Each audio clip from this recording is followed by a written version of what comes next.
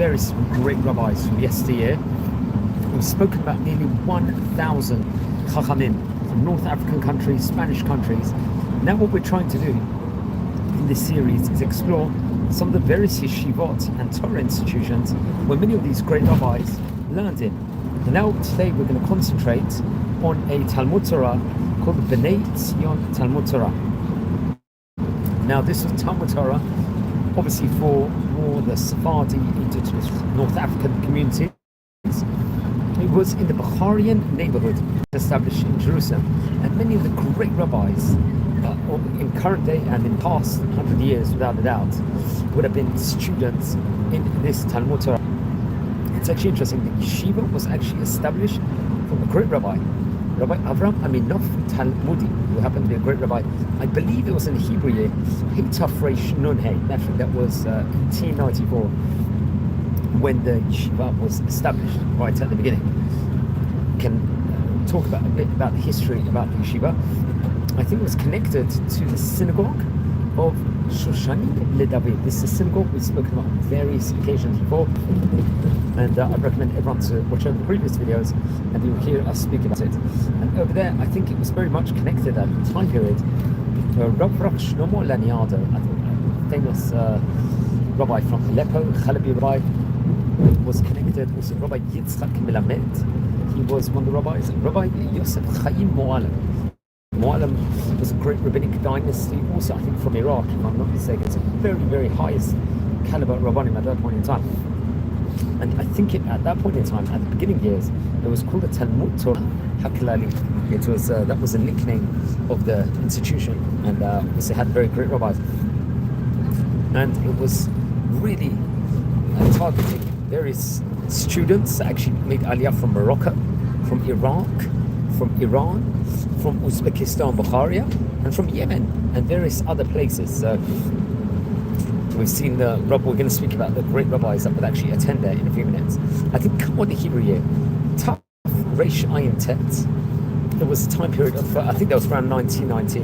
It was a period of the First World War, and I think there was an major issue with the yeshiva, and there was a worriness, let's just say, of having to close the institution over there.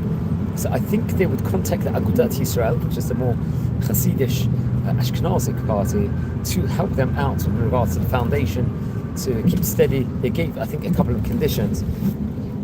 And I think it was through the help of Rabbi Moshe Parush, who would have had like a managerial role, I think, or an integral role in Agudat Yisrael. They would actually change the name of the Talmud Torah to the Bnei Tzion. That's what they did. And it's actually interesting. They would actually move, I think, the Talmud Torah to Rehov David, I think, the street, David Street, in the Bukharian neighborhood, respectively. It would have been, Bukharian neighborhood is the place we visited on this channel on various occasions before, in Jerusalem, in the Orthodox area. And I think two other, let's just say, branches would be opened up. I think one in Nachlaot was opened out, and the other one in the German colony was open. Very interesting enough. And I think it was close connections with various rabbis at that point in time. And the earlier rabbis included Rabbi Yosef Chaim Sharbani, Rabbi Shlomo Maravi, who was also another very great rabbi at that point in time, Rabbi Shaul Rabani, also Rabbi Chaim Shvili, who was a great rabbi, Rabbi Yaakov Bloy, Rabbi Yosef Mo'alem, another rabbi we spoke about, Benjamin Garaji, Rabbi Yitzchak Rosenthal, and the various other great rabbis. Now, let's explore some of the Talmidim of this wonderful institution, including Rabbi Ben Tzion Abashur, one of the famous Persian rabbis, and he would go on to become a Rosh Yeshiva of Yeshivat Porat Yosef at a later stage. Also, Rabbi Naim Ben Eliyahu, another great rabbi. I think he was about 90 years of age when he passed away. Chacham Ovadia Yosef, who passed away in 2013, he became the spiritual leader of the Shas political party, and he'll be a chief rabbi of Israel between the years 1973 to 1983. He also was let's just say, an earlier student over there.